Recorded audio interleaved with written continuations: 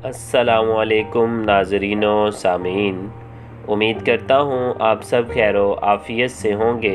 आपकी खिदमत में इनायतुल्लाह के मशहूर ज़माना नावल फिरदौस इब्लीस का एपिसोड नंबर 31 पेश खिदमत है। देखो आग कितनी ज़्यादा है, इसहाक ने कहा। अगर इतनी आग पहाड़ी की चोटी पर जलाई जाए तो ये सारा इलाका रोशन हो जाए। अब तसव्वुर में लाओ कि शाहबलूत के दरख्तों में ये सितारा कैसे चमकता था। समझना कोई मुश्किल नहीं, ये सब इंसान हैं। लेकिन ये हैं कौन? मीरा ने पूछा। ये कैसे मालूम करोगे? हम 3 हैं, इसहाक ने कहा। बल्कि हम 2 हैं, मीरा को शामिल न करो।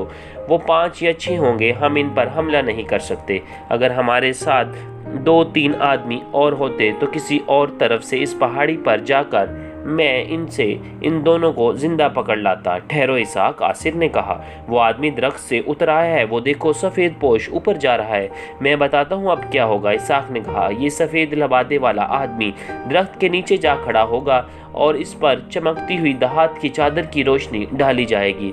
लोग समझेंगे कि किसी पैगंबर का ज़हूर हुआ है। ऐसे ही हुआ। वो आदमी दरख्त के नीचे चला गया।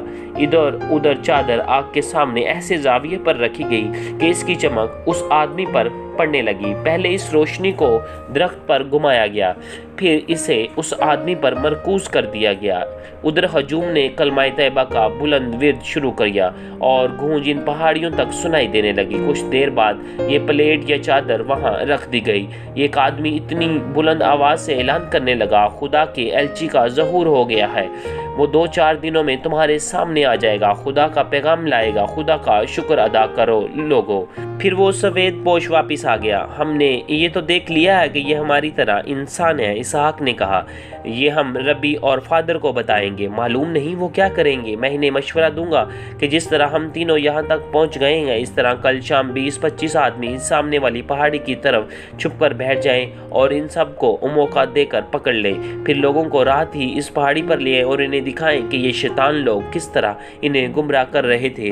मुझे यकीन है ये मुसलमान है। इसहाक ये बात कर ही रहा था कि मीरा की दिलदोज और बड़ी ही बुलंद चीख सुनाई दी। इसहाक और आसिर ने घबरा कर उधर देखा। गार में जलती हुई आग की रोशनी इन तक पहुंच रही थी। इस रोशनी में उन्होंने देखा कि जिस दरख्त की ओट में मीरा छुपी हुई थी, उसके तने पर एक खासा लंबा सांप नीचे को आ रहा था। मीरा का शायद हाथ सांप को लग गया था। सांप ने उसे बाजू पर काटा था। इसहाक ने बड़ी तेजी से तलवार निकाली और सांप के 2 टुकड़े कर दिए। मीरा अपने बाजू पर हाथ रखकर बैठ गई। उसके मुंह से अजीब सी चीखें निकल रही थी। इसहाक और आसिर उसके पास बैठ गए और देखने लगे कि सांप ने कहाँ काटा है। सांप की दहशत ने मीरा की बिगड़ती हुई हालत और इनके होशो हवास इस हद तक गुम कर दिए थे कि उन्होंने ये भी न देखा कि सामने वाली पहाड़ी पर सफ़ेद पोश और उसके साथ ही इनकी तरफ देख रहे हैं और उन्होंने इन तीनों को देख लिया। मीरा की चीख इतनी बुलंद थी कि सामने वाली पहाड़ी के लोगों ने सुन ली थी और इन्होंने चौंक कर इस तरफ देखा था। सांप का जहर मीरा के जिस्म में सरायत कर रहा था। वो तड़पने लगी, तकलीफ की शिद्दत से उठी और चकरा कर गिरी और ऐसी गिरी के ऊपर से लड़कती हुई नीचे जा पड़ी। इसहाक और आसिर ये फरामोश करके वहां कहीं छुप गए और तेजी से पहाड़ी से उतरे और मीरा तड़प रही थी। उसके चेहरे का रंग गहरा नीला बल्कि स्याह होता जा रहा था। वो बुरी तरह तड़प रही थी। इसहाक और आसिर इस पर काबू पाने की कोशिश कर रहे थे। इसे उठाओ, इसहाक, आसिर ने कहा। कुछ तुम उठाओ, कुछ मैं उठाता हूँ और यहाँ से निकलते हैं। ये तो रास्ते में मर जाएगी, इसहाक ने कहा। मर गई तो इसे मगरमच्छों वाले पानी में फेंक देंगे। वो दोनों मीरा को उठाने ही लगे थे कि इन्हें कदमों की आहटें सुनाई देने लगी। उन्होंने बिदक कर पीछे देखा तो इनके औसान खता हो गए। वो 7-8 आदमी नरगे में आ गए थे। इनमें सफ़ेद पोश भी था। इनमें से किसी के पास तलवार थी और किसी के पास बर्छी। सफ़ेद पोश ने आगे बढ़कर इन दोनों की नियामों में से तलवारें निकाल ली और इनमें से एक आदमी के आगे बढ़ा और कमरबंदों में उड़े हुए खंजर भी ले लिए। मीरा का तड़पता जिस्म खासा कम और मरता हुआ चेहरा दिखाई दे रहा था। गार की आग की रोशनी नीचे तक आ रही थी। इन्हें ऊपर ले चलो, सफ़ेद पोश ने कहा और इसहाक और आसिर से कहने लगे, इस लड़की को यहीं पड़ा रहने दो। ये चंद लम्हों की मेहमान है। मैंने देख लिया है कि इसे सांप ने डसा है। इस जगह के सांप जिसे डस लें इसे जिंदा नहीं रहने दिया करते।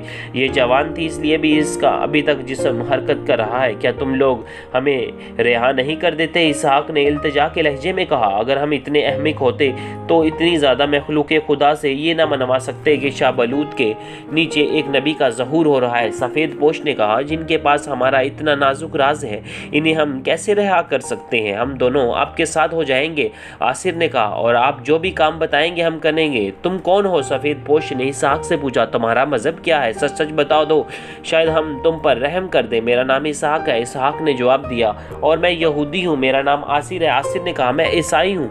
यहाँ क्यों आए थे? सफ़ेद पोश ने पूछा और कहा, मुझे ये ना बताना कि तुम दोनों इस लड़की को साथ लेकर यहाँ सैर व तफरी के लिए आए थे। यहाँ तक कोई आदमी नहीं पहुँच सकता। एक तरफ मगरमच्छों ने रास्ता बंद कर रखा है और दूसरी तरफ ऐसी दलदल है जिसमें से कोई गुजर नहीं सकता।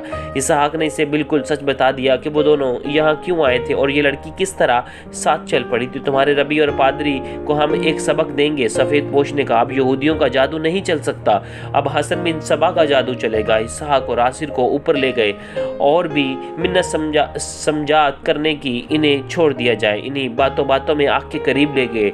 तपिश इतनी ज़्यादा थी कि वहाँ खड़ा नहीं हुआ जा रहा था। मशकेज़ों वाले आदमी आग पर पानी फेंकने लगे थे क्योंकि अब आग की ज़रूरत नहीं थी। सफ़ेद पोश ने इशारा करके इन्हें पीछे हटा दिया। फिर इसने दूसरे आदमियों को ऐसा इशारा दिया कि 2-3 ने इसहाक को और 2-3 ने आसिर को पकड़ लिया और इन्हें धकेलते घसीटते हुए आग के करीब ले गए। दोनों ने चीखना चिल्लाना शुरू कर दिया। वो समझ गए थे कि इन्हें आग में धकेला जा रहा है। सफ़ेद पोश के आदमियों ने दोनों को इतनी ज़ोर से धक्के दिए कि वो आग में जा पड़े। आग इस कदर ज़्यादा थी वो इसमें गिरे और फिर इनकी आवाज़ ना निकली। जब वो जल के कोयला हो गए तो सफ़ेद पोश ने मशकेज़ों वालों से कहा कि अब आग पर पानी फेंक दो। इस रात का नाटक ख़त्म हो चुका था, इसलिए अब आग की ज़रूरत नहीं रही थी। अगले रोज़ शादर में अहमद बिन गताश अपने ख़ास कमरे में बड़ी बेताबी से हसन बिन सबा का इंतज़ार कर रहा था। उसने 2 बार अपने आदमी उसे बुलाने के लिए भेजे थे और दोनों दफ़ा वो जवाब आया था कि हसन रात बहुत देर से आया था, इसलिए बड़ी गहरी नींद सोया हुआ है। वह सफ़ेद पोश शाह बलूत के नीचे लोगों को नज़र आता था। वो हसन बिन सबा ही था।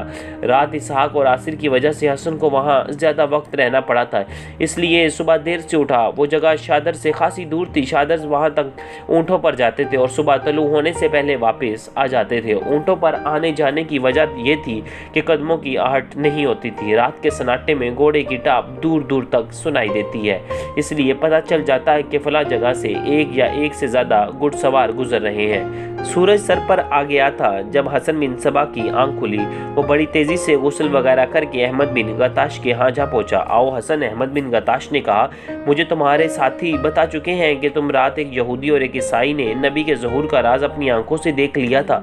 तुमने अच्छा किया कि दोनों को आग में फेंक दिया। इनके साथी लड़की को तो सांप ने पहले ही ख़त्म कर दिया था। हसन बिन सबा ने कहा, इन दोनों आदमियों में जो ईसाई था उसने मुझे बताया कि उस लड़की को पहले एक मगरमच्छ ने पाँव से पकड़ लिया था और इन दोनों ने तलवारों से मगरमच्छ को जख्मी करके लड़की को मगरमच्छ के मुंह से निकाल लिया था। ये उसका सहर का असर था जो मैंने तुम्हारे हाथों करवाया था। अहमद बिन गताश ने कहा, मैंने इस शहर में यह असर पैदा किया था कि तुम्हारे रास्ते तक पहुंचने वाले खैरियत से न पहुंच सके, और अगर पहुंच जाएं तो तुम्हें इनकी मौजूदगी का इशारा मिल जाएगा।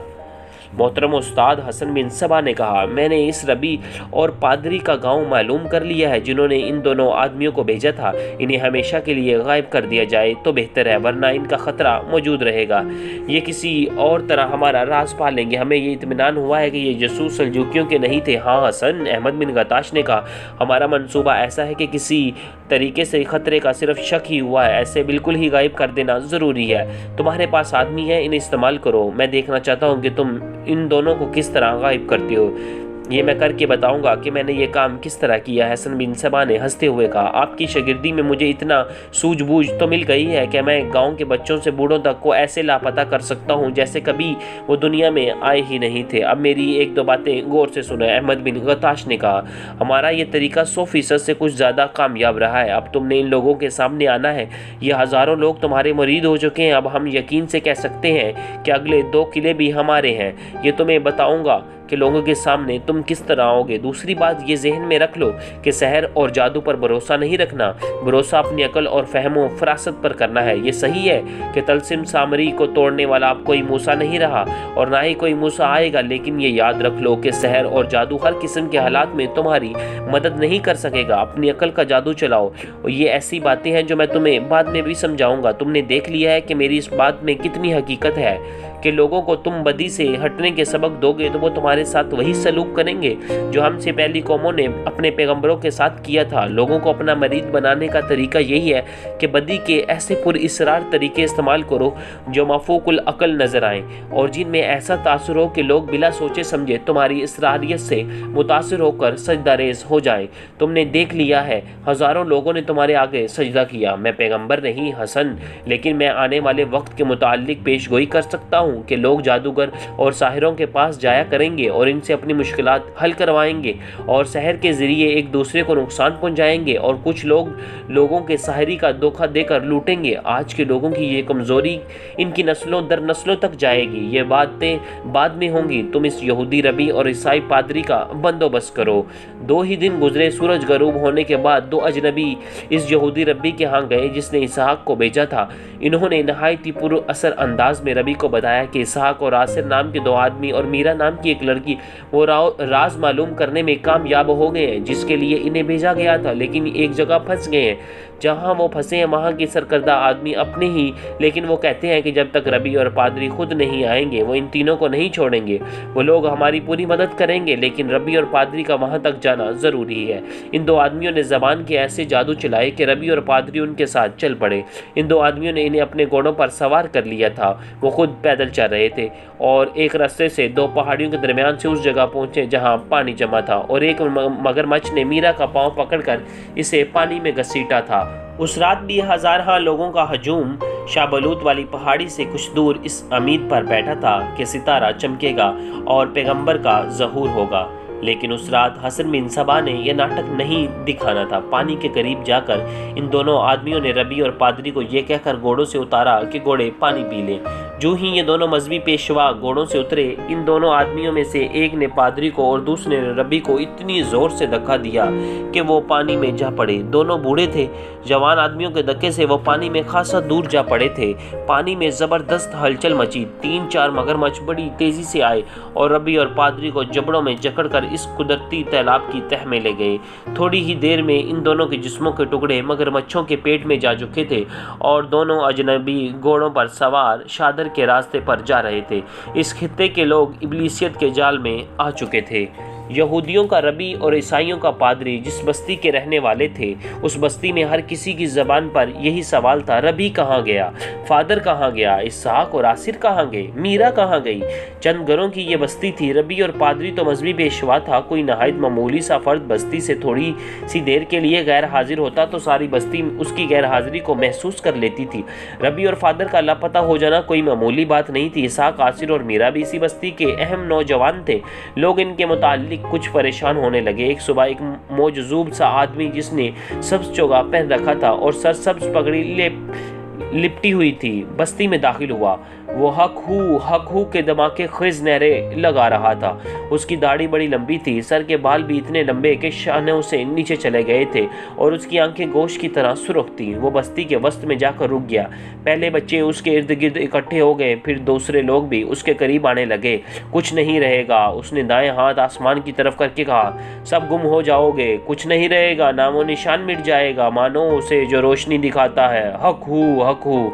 वो तो हम परस्ती, ज़हनी पसमानदगी का ज़माना था। दास्तान गो ने पहले बताया है कि लोग हर उस चीज़ के पीछे दौड़ पड़ते थे जो इसरारियत की स्याह पर्दों में ढकी हुई होती थी। लोग उसे मानते थे जिसकी ज़बान में चाशनी और कशिश होती थी। माना उसे जाता था जो अल्फाज और अदकारी का माहिर होता था। इस मजजूब के अल्फाज, उसका अंदाज ऐसा था कि सारी बस्ती उसके इर्द गिर्द इकट्ठी हो गई और ज़्यादा ऊंची आवाज़ में नारे लगाने लगा। एक बूढ़ा आदमी आगे बढ़ा। क्या तू बताएगा नहीं कि इसका मतलब क्या है? बूढ़े ने उससे पूछा। जो मतलब नहीं समझेगा वो नहीं रहेगा, मजजूब ने कहा। समझो लोगों, समझो। क्या तुम्हारे पास नहीं? बूढ़े ने पूछा। हम समझना चाहते हैं, एक और बोला। बैठ जा बूढ़े, हम अपनी कुछ खिदमत करने दे। मजजूब वहीं ज़मीन पर बैठ गया। उसने दोनों हाथों से इशारा किया कि सब लोग बैठ जाएं। सब उसके सामने बैठ गए। हक हू। मजजूब ने आसमान की तरफ मुंह करके हुक के नारे लगाने शुरू कर दिए। जो नहीं मानेगा वो गुम हो जाएगा। तो किसकी कह रहा है वो गुम होंगे? बूढ़े ने पूछा, इस बस्ती के बाप गुम हो गए हैं। मजदूब ने कहा, बच्चे भी गुम हो गए हैं। क्या तू हमारे पादरी की बात करता है? एक ईसाई ने पूछा। मजदूब चुपचाप आसमान की तरफ देखता रहा। क्या तू हमारे रबी की बात करता है? एक यहूदी ने पूछा। मजदूब फिर भी चुप रहा। क्या तेरा इशारा मेरे बेटे इसहाक की तरफ है? एक आदमी ने पूछा। मजदूब कुछ भी ना बोला। क्या तू मेरे बेटे यासिर की बात कर रहा है? एक आदमी ने पूछा।